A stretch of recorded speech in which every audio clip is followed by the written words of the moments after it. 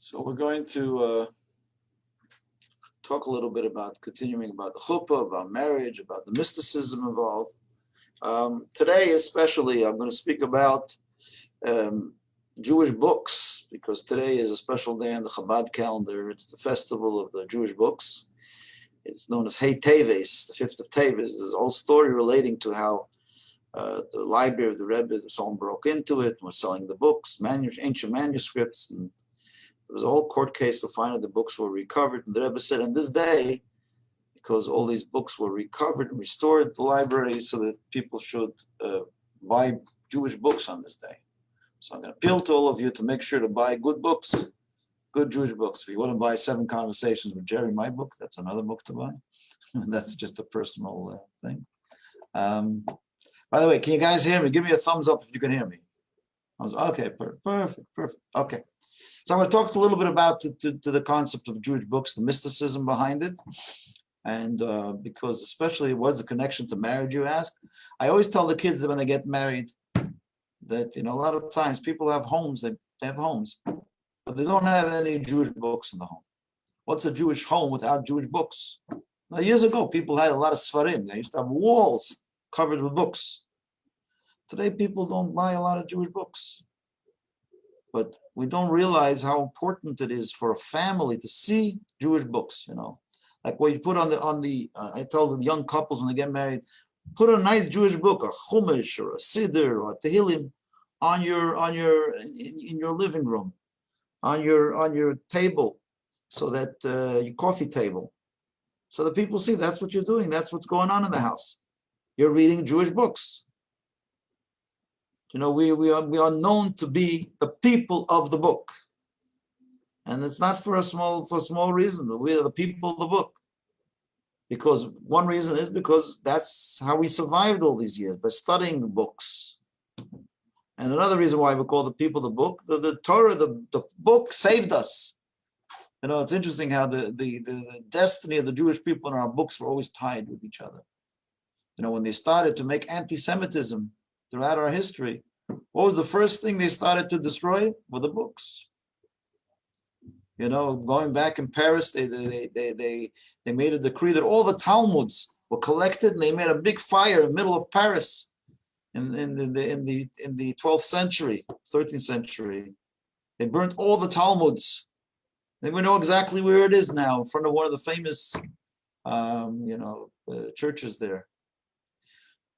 They had a burning of the Talmud. Why? Because the anti-Semites knew that those books were associated with us. When Hitler came and the Nazis came to any town and they wanted to destroy the Jewish people, of course they killed all the Jews physically, but they also went into the synagogues and they burnt the Jews with their Torahs. Because the Torah is the destiny of the Torah and the destiny of us is one. We are the people of the book. So when you build a Jewish home, we always tell the couples, you have to have Jewish books.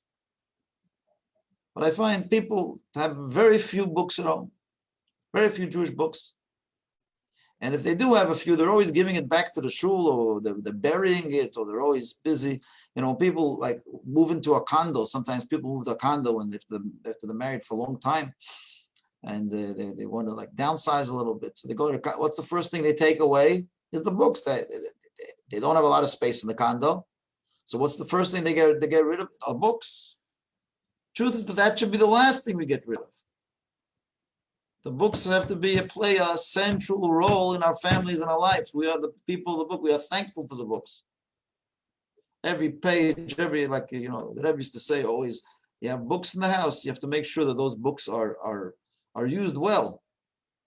The most beautiful books are books that are old and frail and brittle, and that are, in some homes they put books that match with the room. They buy the books that match with the carpets, with the furniture. Right? You can see in my room here in the office, nothing matches. None of the books match over here. Svarim, you have to have lots of books, lots of Hebrew books. You need to have books, a Tehillim, a Siddur, a Chumash. No house should go without it. Everyone's made an important campaign that every Jewish home should have books. In fact, there is the famous Rabbi Osher who wrote, in the Torah, one of the mitzvahs of the Torah is that every Jew should write a Torah.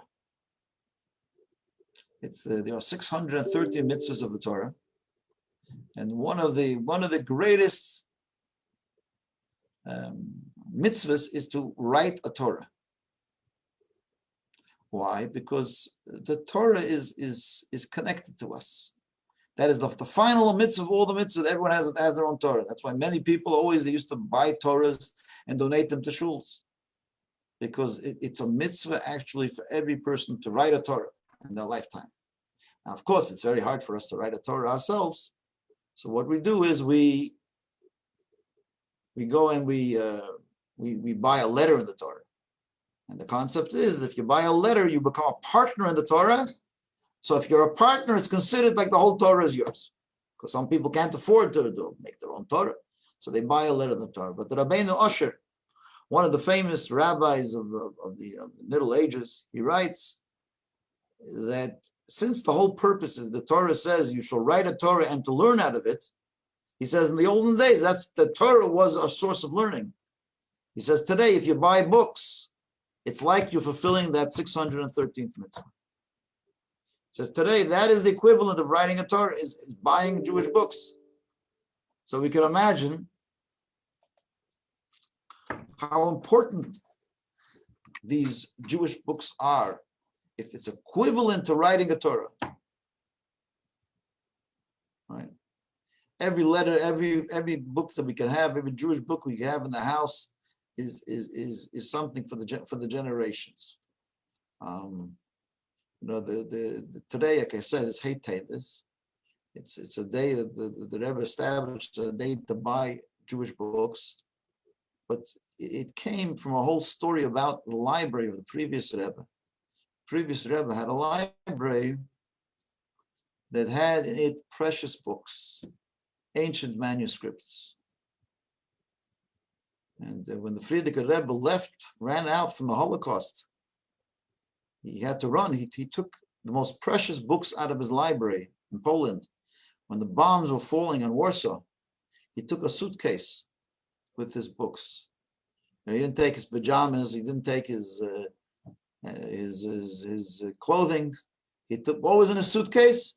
Was a suitcase filled with a siddur from the Baal Shem Tov, a manuscript from the Alter Rebbe, another manuscript from the Tzemach Tzedek. This is what the I'm sorry, guys, 1 second here. This is what was important, what was precious to him.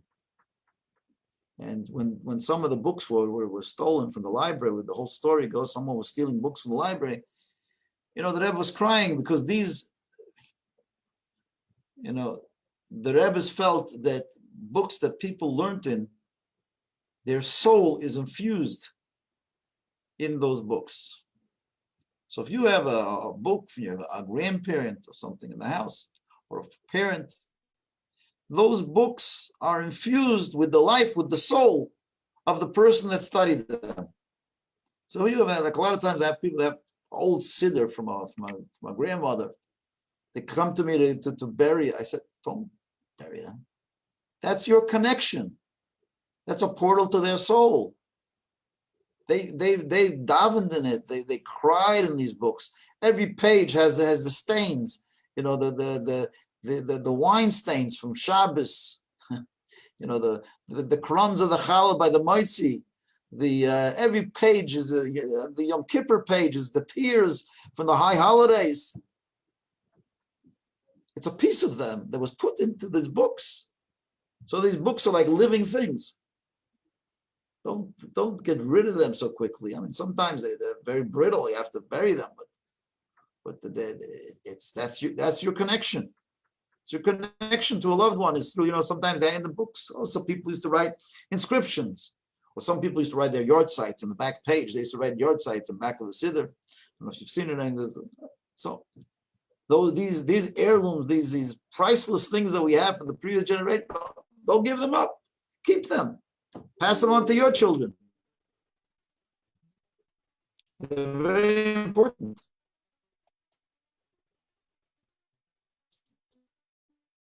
Because we are the people of the book, and the books that we have are very, very precious, especially the Jewish books that we have.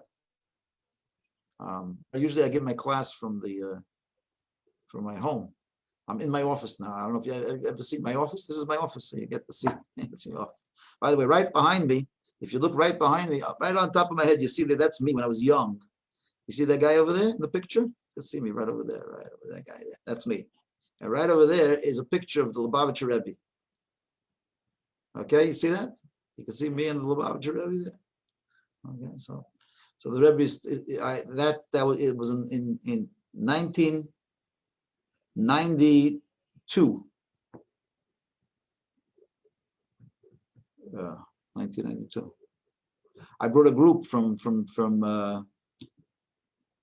Toronto to see the Rebbe, like a group of 15 people, and they were with me, behind me, standing behind me. So we went up to the Rebbe. The Rebbe, those days, he used to give out $1 for tzedakah for anyone that came over to him that you later were supposed to give away to tzedakah yourself. So that over there, if you see, the Rebbe's handing me $1. See that right on top of my head. So I'm just giving you a little inside scoop.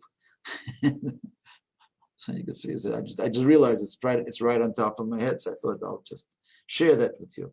But getting back to our subject, the books, many books we're supposed to have at home, and it should adorn our home. There was once because we like I say, we are people of the book. It says in many places that the word Yisrael, which is the name of Israel, we are called Bnei Yisrael. We call the people of Israel, the land of Israel, right? So Israel is one of the most important names. In the parsha we read also of a fellow named Israel. Jacob, God gave his name Yisrael. So the commentary is right that the name Yisrael is an abbreviation for Yud Shin Reish Aleph Lamed, which stands for Shim Ribuy Osiot LaTorah. There are 600,000 letters in the Torah. We know that there were 600,000 Jews that left Israel, so it's no coincidence that a Torah has 600,000 letters in it. And even though if you actually count it, it's not exactly 600,000. There are really factually 304,805 letters in the Torah. But with you see there are many crowns that are on the Torah. If you count also all the crowns, it adds up to 600,000. So we have 600,000 parts to the letters of the Torah. And so it's brought down in the Kabbalah that every Jew has a letter in the Torah that's theirs. So we have a part of Jewish scholarship. We have a piece of the Torah that's our soul. So every soul is connected to the Torah. Now you say there are more than 600,000 souls in the history of the people, but everyone's connected to one of those letters of the Torah. One of those channels, one of those souls channels that we connect to, 600,000 letters. And there was once a fellow that went to Chicago. He was raising money for Chabad, for the Frierdiker Rebbe, still in times in the 1940s. And he went to a rabbi, he went to collect money for the yeshiva there. So he went to a fellow who had a major connection to Chabad, but he wasn't religious at all. And he went into his office by the Frierdiker Rebbe, told him to go visit this fellow who had his roots were in Chabad. His roots were in Lubavitch. And the Frierdiker Rebbe sent this fundraiser rabbi to go there and to speak to him. So he went into him, and the guy says, "Rabbi, why are you here? Are you here to raise money?" He says, "No, I'm not here to raise money. We don't raise money. We're not collectors." So he says, "Rabbi, why are you here?" He says, "If you remember, in the olden days in Poland and Russia, there used to be Torahs in small towns. Nobody to fix the Torahs. There was a problem with the Torah, crack, some ink was missing. So there used to be traveling scribes. And the scribes used to come to the city, and they'd go to the shul, they'd check out the Torahs, And they see if one of the letters are cracked, the scribe would come and fix the letter, fill it in with a little bit of ink. So he says, that's my job, the rabbi. He says, I'm a traveling scribe. He says, my job is to go find the Jews in all far-flung towns. Every Jew has a Torah inside them, a letter of the Torah. Sometimes all those letters are cracked a little bit. So my job is to come and fill in the ink. So he said, the Rebbe sent me here to fill in the ink in your letter, to see if a little bit of it is missing, I can. And then he asked him if he wants to put on tefillin or some daven a little bit, whatever it was. And that's how he made a conversation with this wealthy man. And eventually the guy wrote a big check also for the yeshiva. He was very impressed with him. So when he came back to the previous Rebbe, this rabbi was an emissary of the Rebbe. He came back to the Rebbe. Said, the Rebbe said, no, how did it go? He told him everything. He says, how did it go with Mr. Finkelstein in Chicago? He says, yeah, worked very well. He says, what did you tell him? He says, I told him, and he told the Rebbe the whole story about the scribe, the traveling scribe they used to have in the olden days. And that I told him that I came here to just in case there's a crack in your letter, I come to fix it. The Rebbe got very serious. His face turned very sad. He said, the Rebbe, what's the matter? The rabbi said. The Rebbe said, what you said was very wrong. There are no cracked letters amongst the Jews. Every Jew has a complete letter of the Torah. He says, in fact, it's not like the Torah scroll. It says it's like the Ten Commandments. The Ten Commandments were etched in stone. So every Jew has etched in their heart a letter of the Torah, just like the Ten Commandments. They can never go away. It's etched in their heart. The Rebbe said the only thing you could have said was that sometimes you go to the cemetery and you see the stones, there's a little bit of dirt gathered in the etching, right? So you need to like clean it out a little bit. You know, sometimes in the etching, there's like dust that comes inside there. You should have said, your job is to come and to blow away the dust, to clean up the dirt. But not chas v'shalom to say that there's a cracked letter. There's no such thing as a cracked letter of the Torah. Every Jew has a complete letter of the Torah. Your job as a rabbi is to sometimes it gathers dust a little bit. It's to clean it off. That's your job, maximum. But it's interesting, the approach of the Rebbe that every Jew has a letter of the Torah. Not just they have a letter of the Torah, they can never damage it. It's always complete. A Jew is a Jew is a Jew.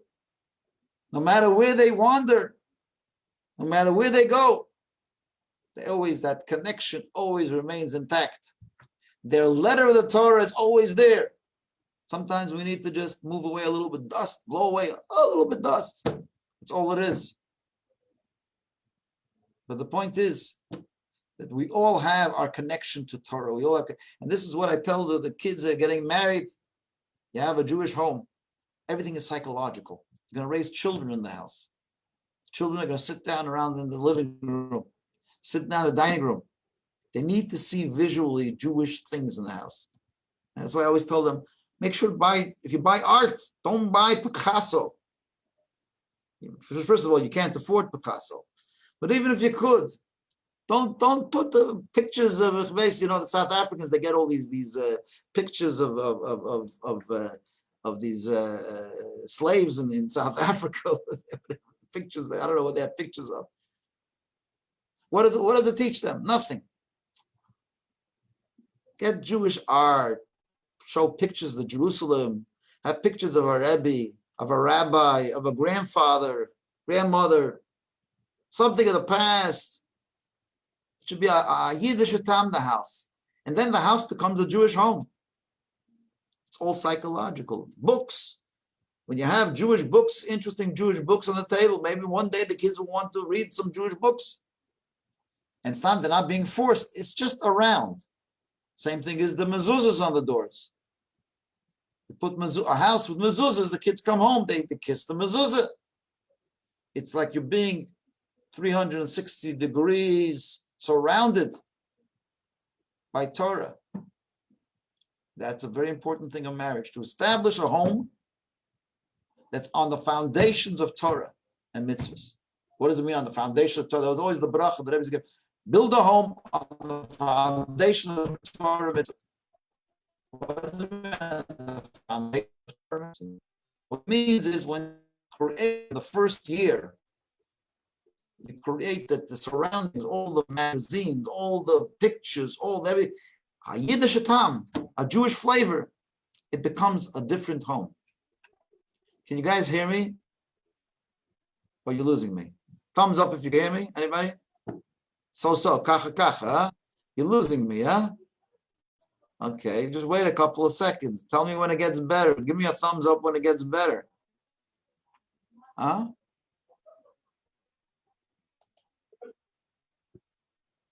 Okay, is it a little better now? Okay. Okay, now you can hear me. It's thumbs up now. Okay, you see, there's a concept of the internet being unstable. I don't know what that means. It says the internet is unstable. Baruch Hashem, we're back again. We're good again. So this is the point I was trying to bring out about how important Jewish books are. A book tells a story. And I've told you before about the manuscripts I had from my grandfather, and I worked on for a very long time. I was able to connect to my grandfather, who I never met, who I'm named after, through working on those manuscripts. Because in the manuscripts, when the Rebbe Rashab passed away in Lubavitch, in the city of Lubavitch, he was the 5th Lubavitcher Rebbe, and his son was going to take over from him. So the Rebbe was in his room, and he felt that he was dying, I guess. So he asked to be brought downstairs into the yeshiva, into the Beis HaMedrash, in his bed. He was brought there, and he asked the previous Rebbe to come sit next to him. Previous Rebbe, he was a young man still, and he was sitting there, and his father was dying. So his father was probably in pain, suffering. So the Frierdiker Rebbe started to cry. So the father says, "Why are you crying?" He says, "I taught you all these years, mind over matter. Moichin," he said, "Moichin, nicht midas, moichin. You have to use your mind. You have to not be lost because I'm passing on." He says, "But you should know." He says, "Ich gehe in Himmel, I am going in heaven. I'm on my journey to heaven. Und die Kesavim, in my books, my writings, I leave to you." It's an interesting concept. He said, "My books, I leave to you." That was like his last will. Manuscripts, my books. This I leave you down here. So the books that people learn in, their manuscripts, that becomes part of their soul. Like I said, when I used to work on my father gave me the duty of writing many of the manuscripts of my grandfather. And eventually we printed a few books from those manuscripts. So for a very long time, I was working on those books. And I remember late nights I would sit over there, and it's like old paper, brittle paper with ink on it. But every once in a while, I mean, obviously, they were very deep ideas. I was impressed with the deep ideas my Zayda wrote. But more than that, I was like reestablishing the relationship. Like through the book, I was able to connect. Through the writings, the manuscript, I was able to connect to him. I'd look on one page, I saw a cigarette burn, because he used to smoke. So I would see a cigarette burn. I thought, wow, I felt I could see him smoking the cigarette. Another page, I saw like maybe a coffee stain or a tea stain or something like that. I could see him, drinking coffee or drinking tea, right? When I wrote something emotional, a personal story, I connected to him that way. I felt his soul. I was able to feel his soul in his books, in his writings. And that's what books are. We are, like I say, we are the people of the book. And that's why libraries, why are the Jewish people are intelligent, are smart? that comes because we are the people of the book. And I try to pass that on to the next generation, to the children, to the grandchildren, that they should all have that same concept. So please God, let us all today on the festival of books on Hey Tevis, when we should all go out and buy some good books, Jewish books, make sure to fill the shelves with books of Torah. And may we merit all very, very shortly through that, through rebuilding our libraries and connecting to all the past generations and connecting to the essence of Judaism. Merit the coming Mashiach came, may it Amen. Anybody have any questions? Any questions? Anybody want to wish me a good Shabbos? Good Shabbos. Okay, you could do that. Good Shabbos. Shabbos. Thank Any you, Rabbi. Good Shabbos. Yep. Question, Esther? No? Let me think about it. Shine for guests. Shine Should I forget? Oh, Henry, how are you? Nice to see you. Good, nice to see you too. Okay, take care. Have a good day of Shabbos. I hope everyone's well and Good enjoying Shabbos. life. And thank you all for coming, and we'll see you same time next week. That's All right. good. You gave me a on the books that I Bye-bye. have. Bye bye. That's- Thank you. Bye-bye. Thanks. Bye. Thank you. Good Shabbos.